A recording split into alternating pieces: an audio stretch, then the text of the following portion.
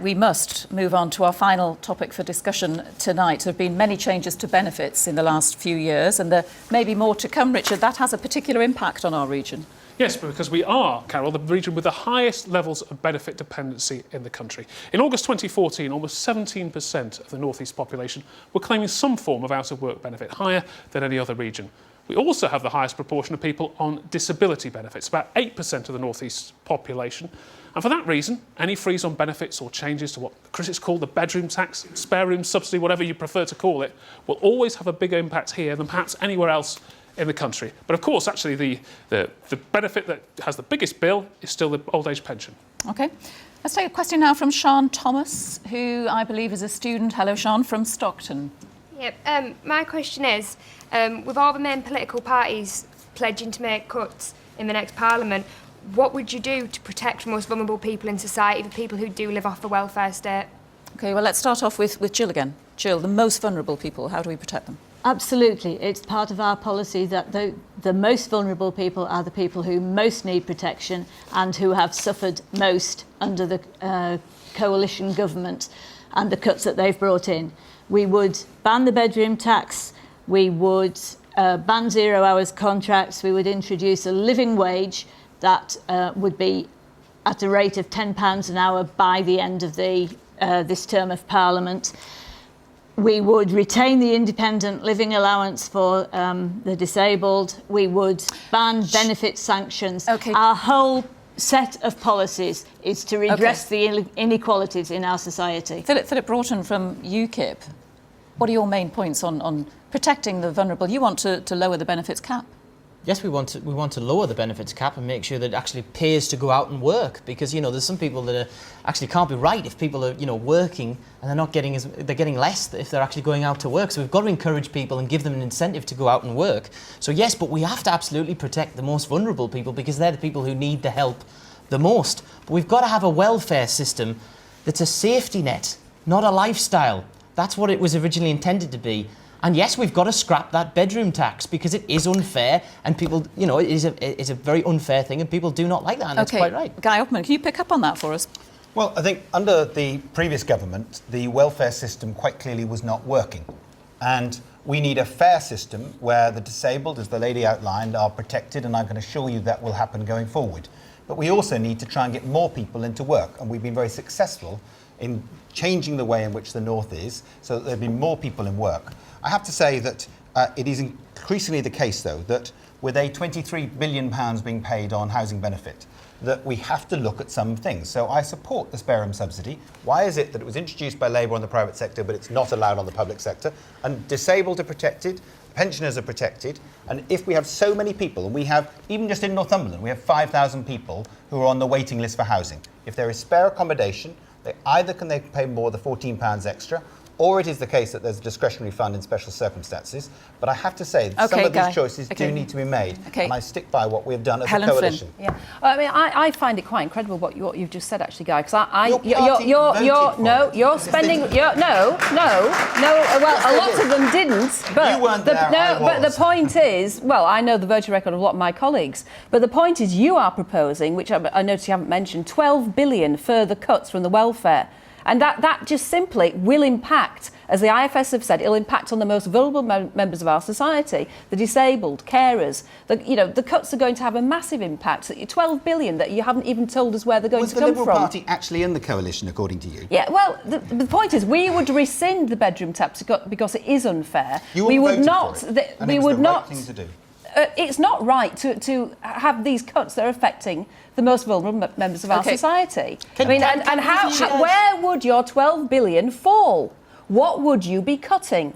That's the point. You're not coming clean. It's not fair. Can you guys, seeing as though you're both in government together, can you actually admit to the people here that actually, as all this stuff about the economy being rosy, the fact is you've borrowed more in 5 years than Labour did in 13 years, and you've actually doubled the national debt in 5 years. You've doubled the national debt in 5 years. Will you admit that to the we're voters? talking about welfare. Julie- that was Julie the question. Elliott. You're talking about Julie cuts and you're Elliott. talking about Vulnerable. spending. No, So we're The talking about welfare. savings have to come from somewhere, Julie Elliott. Savings do have to come from somewhere, and we've got a very costed plan of where they will come for. But I'll answer the question that Jill has posed. This government will reduce child benefit. They said they wouldn't means test it. They did. They said they wouldn't reduce tax credits for people earning less than 50,000. They did. Let's and that's concentrate on what exactly where Labour the would £12 do. billion would come from. We'll get rid of the bedroom tax. That was brought in saying it was going to reduce housing benefit. The housing benefit has gone through the roof because it's an in-work benefit.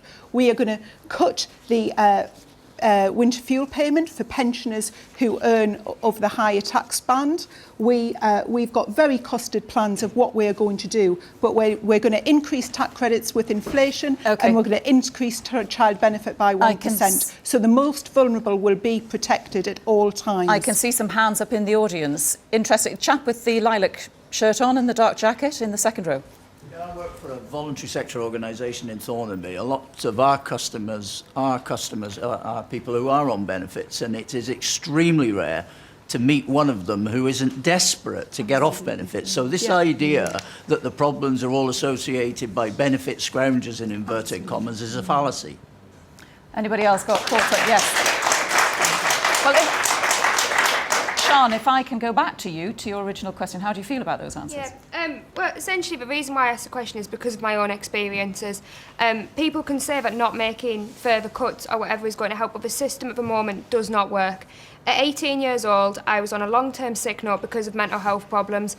Because of that sick note, I could not claim job seekers allowance. However, the current employment and support allowance system meant that I was turned down 3 times.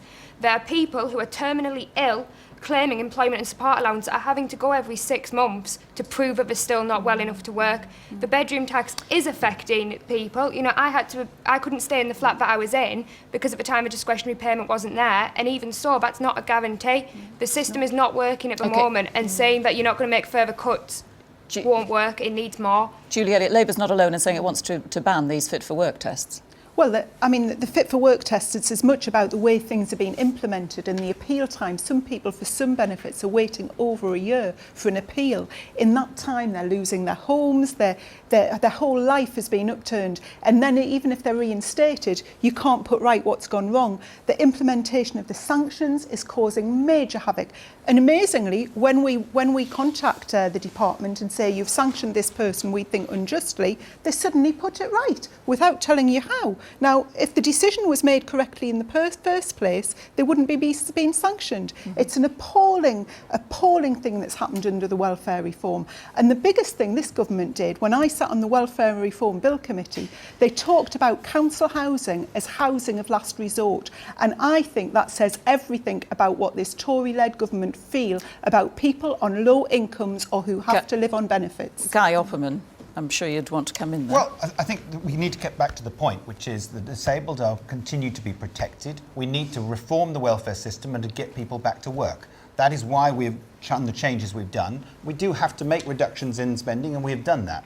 We made 120 billion out of the present budget. There is 30 billion to go. That is effectively £4 out of every £100 that this government spends. It is going to be tough, but we will do it, because I don't want to pass the debt on to you. I think our generation has the responsibility to sort out the mess that we were in. Caroline Flynn? Well, I think that welfare reform did need to happen, and a lot of it has happened. I mean, there were some things that we would not have chosen. That's why we're rescinding them in our manifesto.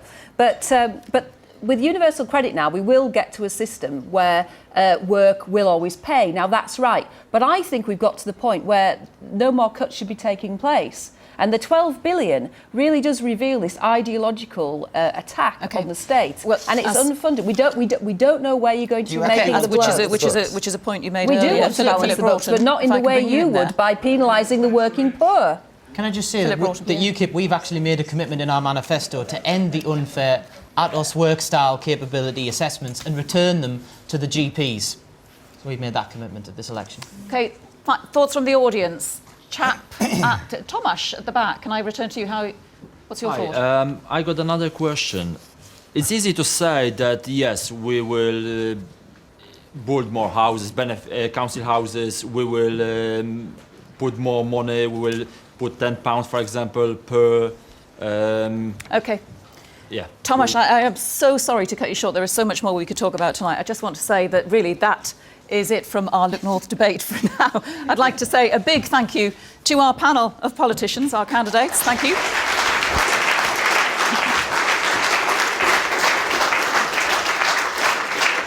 There is a full list of candidates in your constituency on the BBC website. And also thank you very much to our audience here tonight and to Richard. Good night. From everyone here at Gateshead College. Yes, good night.